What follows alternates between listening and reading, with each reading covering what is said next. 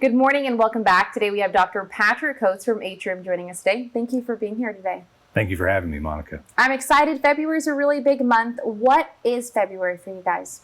Well, for us at Atrium Health Navicent, it's American Heart Month. And so it's a month just for us to bring a lot of awareness to the community about themselves and their heart health and what they can do to help themselves, not only day to day, but also if you run into big problems. All right, and so there's plenty of events that will be happening at Atrium. We'll talk about those later and I'll have a full screen for you. But right now I want to talk with Dr. Coates about what can folks be doing to make sure they keep a healthy heart going in honor of American Heart Month and beyond February as well.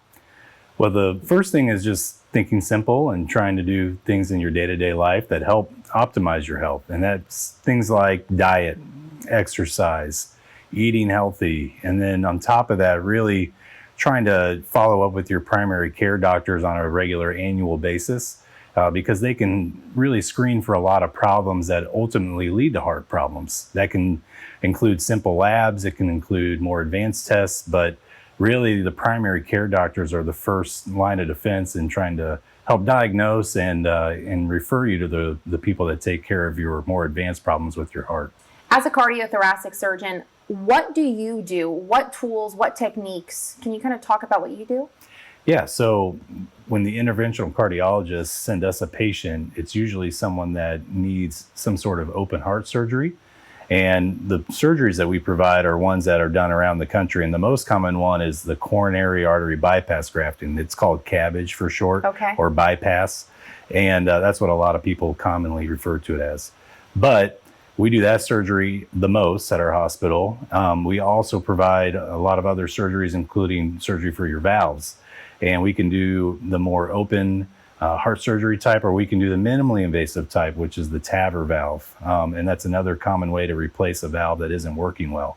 But we provide all of these different interventions and surgeries, not only in the elective setting, but also urgently or emergently. We're always here to help out our patients in the community. All right, and so I want to wrap it up with what can folks be doing in order to make sure they're taking good care of their heart now? What tips do you recommend?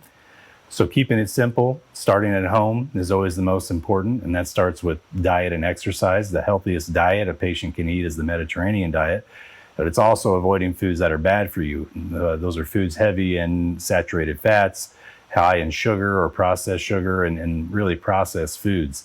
So avoiding those types of foods help not only with avoiding real major problems with your diet and your health, but also with really trying to get them to live a healthier lifestyle. And then when it comes to exercise, what we want to do is we want to have people be active at least 90 minutes a week in order to help with their exercise. And just start small. Start with walking, start with neighborhood walks, walk with friends, and build it from there. All right, 90 minutes, not too big of an ask. If you want to find out more about the events that Atrium will be having, we'll have those on our website, 41NBC.com. Thank you so much for being here today. Thank you for having me.